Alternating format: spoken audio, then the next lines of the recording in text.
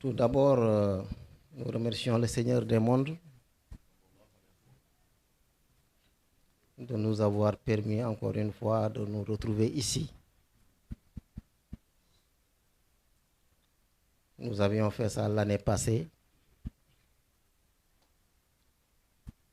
et ça avait eu un écho très favorable. Et nous avions demandé à Dieu de pérenniser ça. Il me semble que le Seigneur a accepté cette prière. Parce que lorsque Thierno vous donnait l'autorisation hier de faire ça ici, moi j'étais présent, j'étais dans sa chambre. Il vous a donc donné l'autorisation de faire l'ismou ici. Ce qui est, comme tu as dit tout à l'heure, un très grand honneur. Nous demandons à Dieu d'accepter toutes nos dévotions, d'accepter notre gamou et de l'agréer. Il y a des gens qui ont fait des milliers de kilomètres. Nous sommes tous venus par conviction et par foi. Que Dieu, par cette action, efface nos péchés. Bijahi Rasulullah sallallahu alayhi wa sallam. Bibarakati istighfarul qudar alayhi salatu wa salam. Ala nabiyyina alayhi afdalu salati wa azka salami. Wa huwa Allahumma inni astaghfiruka min kulli zanbin. Tubtu laka minhu summa uttu fihi. Wa astaghfiruka min kulli ma wa'attu min nafsi summa lam ufi laka bihi. واستغفرك من كل عمل يا عالم الغيب اردت به لوجهك برحمتك يا ارحم الراحمين يا رب العالمين. Que par cette prière, que l'ensemble de nos péchés antérieurs, actuels et devant soient effacés. Jahi Rasulullah sallallahu alayhi wa sallam. Ngagne, je vais vous faire le récit du comportement de deux personnages qui ont amené toute une communauté à se convertir à l'islam en une matinée et en une minute par le comportement de deux personnes. L'islam, c'est maintenant que l'islam a connu une grande expansion. Mais il y a eu des moments où on pouvait rentrer dans une ville et n'y trouver qu'un seul musulman, ou ne pas y trouver de musulmans.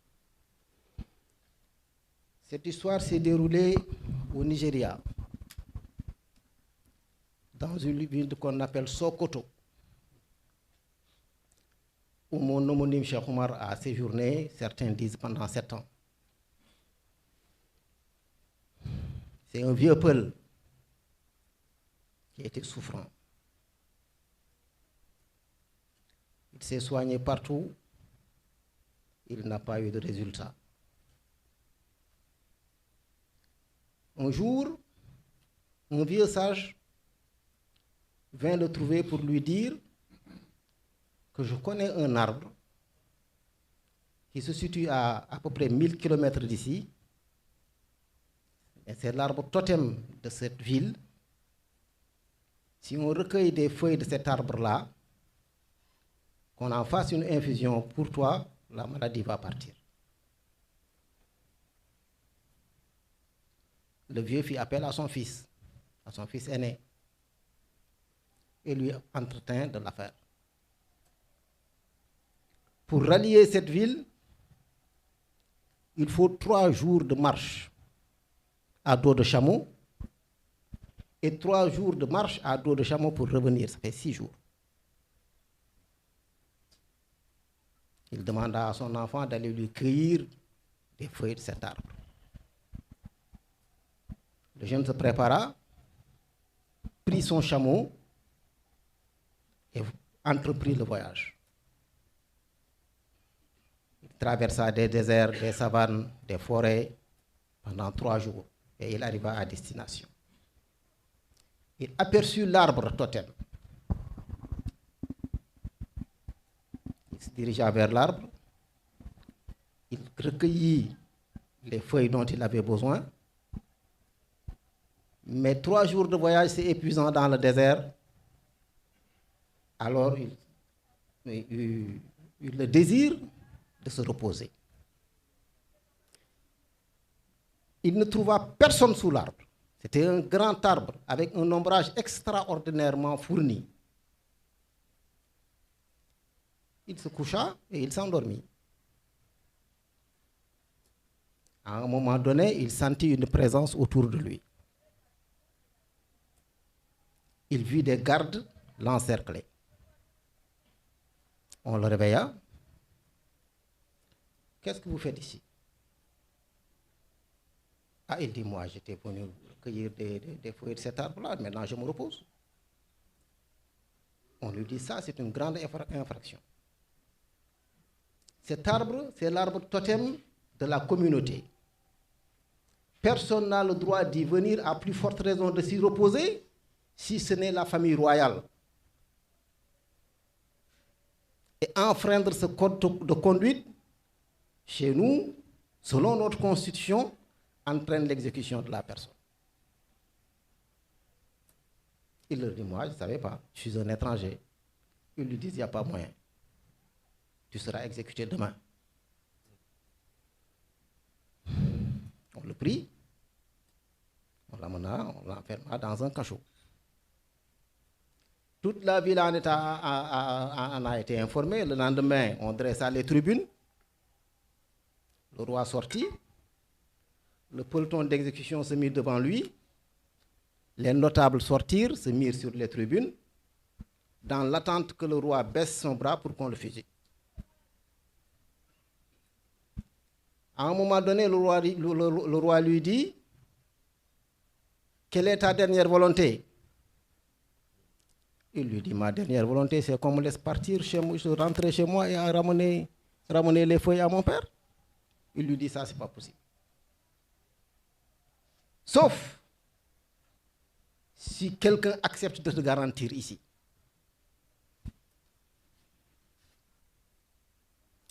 Il leva les yeux, il regarda dans la foule. Il désigna quelqu'un. Hey! Celui-là le regarda. Toi, est-ce que tu peux me garantir? Celui qui était à côté lui dit moi. Il lui dit non. Le monsieur qui a le chapelet autour du bras. Est-ce que vous pouvez me garantir que je rentre chez moi ramener les feuilles à mon père? Ensuite, je reviens. Le monsieur se leva de la tribune et descendit. Il ne le connaissait pas, il ne l'a jamais vu, il ne sait même pas d'où est-ce qu'il vient. Il descendit, il le détacha, il mit ses mains derrière son dos. Il dit au roi, je vais le garantir. Le monsieur reprit ses feuilles et dit au monsieur là, qui avait accepté de le garantir, ne t'inquiète pas parce que je vais revenir. On prit le monsieur, on le jeta en prison. Ses parents s'en offusquèrent. Tu es rentré dans quelque chose que tu ne connais pas.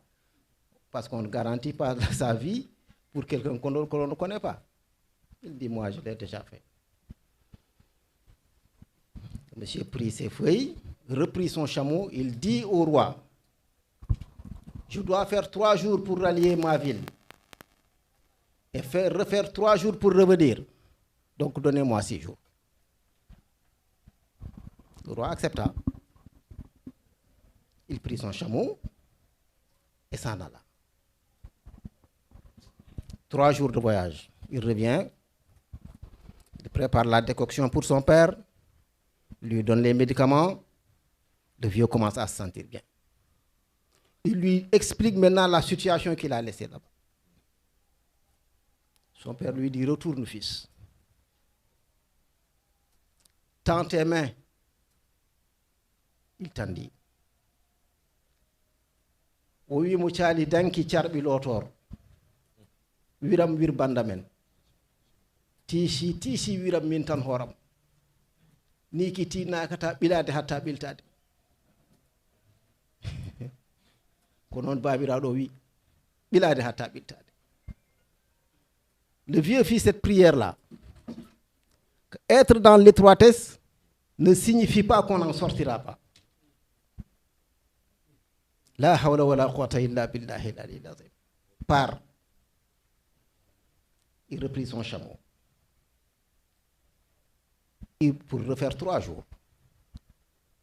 Au 3e jour, il se perdit dans le désert.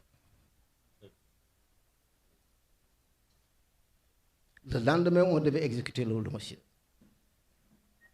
Il se perdit dans le désert, il n'est pas arrivé.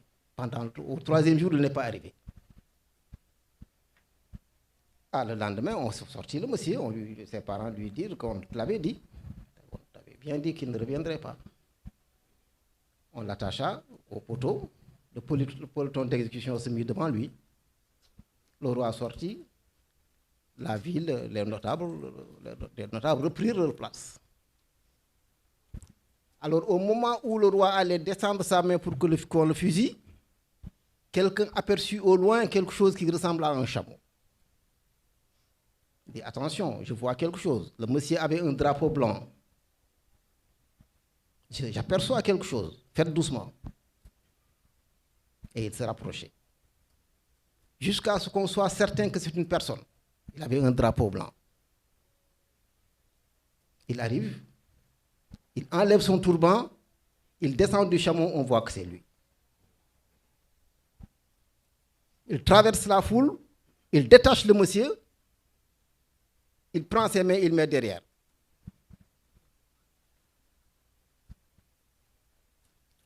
Le roi demande au peloton d'exécution d'arrêter. Il dit, ces deux-là, j'ai des questions à leur poser.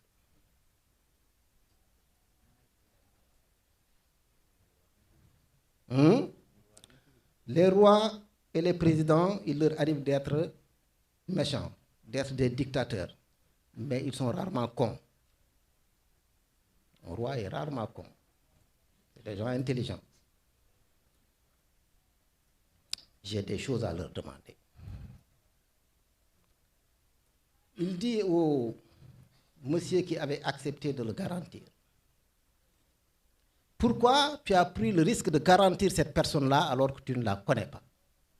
Tu ne l'as jamais vue. Le monsieur lui dit pour 4 raisons. La première, c'est son acceptation de l'autorité de son père sur lui, qui lui a fait faire plus de 1000 kilomètres pour arriver jusque-là. Et c'est en conformité avec notre religion.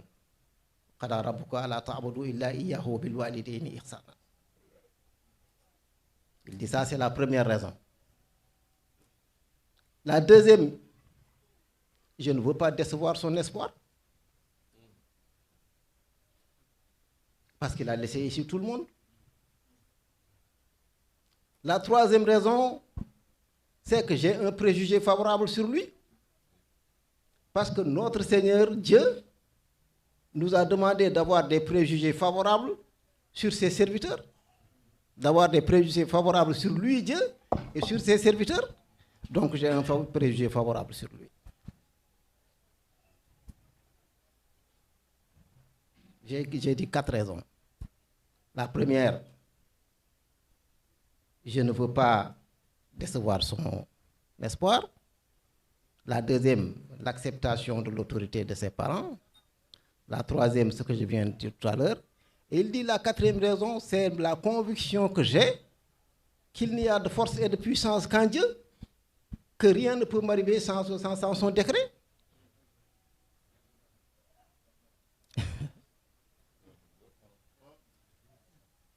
Le roi lui dit, mets-toi là-bas.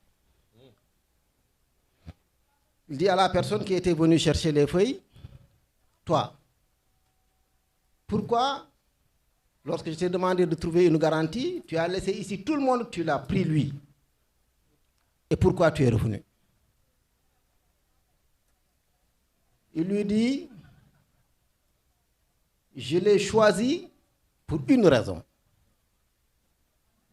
Dans le cadre de ma formation, dans le cadre de la formation que mon père m'a prodiguée, il m'avait dit, entre autres, que s'il m'arrive malheur dans un endroit où personne ne me connaît, que si je dois chercher de l'aide, que je regarde les gens au visage souriant et clair. Quand j'ai regardé, j'ai vu que tout le monde était renfrogné sauf lui. Ça, c'est la raison pour laquelle je l'ai choisi. Maintenant, pourquoi je suis revenu, c'est pour deux raisons. La première est, comme il a dit, j'ai la conviction que rien ne peut m'arriver si Dieu ne le décide pas. La deuxième est que je ne peux pas le trahir.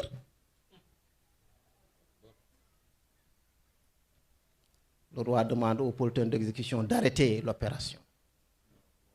Et il dit aux gens là, la personne qui habite le village, la ville, il lui dit, toi, tu habites ici, moi je savais que tu es un musulman. Et l'autre, toi, qu'est-ce que tu es? Il lui dit, moi je suis un musulman. Le roi leur dit, alors vous, dans votre religion, les gens, ils sont comme ça donc. Ils lui disent, oui. S'ils sont à cheval sur ce que Dieu prescrit, ils doivent être comme ça. Ils ne doivent pas trahir, ils ne doivent pas décevoir les espoirs qu'on place en eux, ils doivent avoir la conviction que rien ne peut leur arriver sauf l'autorisation du Seigneur, ils doivent avoir du respect pour leurs parents, s'en occuper conformément à ce que Dieu dit. Ainsi de suite. Le roi leur dit comment faire pour rentrer dans cette religion. Ils lui disent Ashhadu an la ilaha illallah wa anna Muhammadan Rasulullah. Et faire les piliers et respecter les piliers de l'islam. C'est dans cette matinée, en une seule matinée, que toute cette communauté s'est convertie. Ce n'est pas un conte, c'est un récit réel. C'est dans cette matinée que toute la communauté s'est convertie à l'islam en une minute. Alors le roi dit au monsieur qui était venu chercher les feuilles, va prendre l'autorisation de tes parents et reviens parce que je fais de toi un conseiller. L'autre, je fais de toi aussi un conseiller. Alors, par le comportement de ces deux personnages, toute une communauté est rentrée dans l'islam en une matinée. Et c'est comme ça qu'un musulman doit être. Parce qu'avant d'être disciple ou avant d'être quoi que ce soit d'autre, il faut d'abord être musulman. Et le musulman, il y a des choses qui sont sur sa tête et sur ses épaules comme responsabilité et comme façon de se comporter. C'est ce récit que je voulais vous faire. Je ne peux pas dépasser ça aujourd'hui, parce que mon état de santé ne me le permet pas. Mais alhamdoulilah rabbil alamin, c'est un récit fantastique qui englobe beaucoup de sagesse et duquel on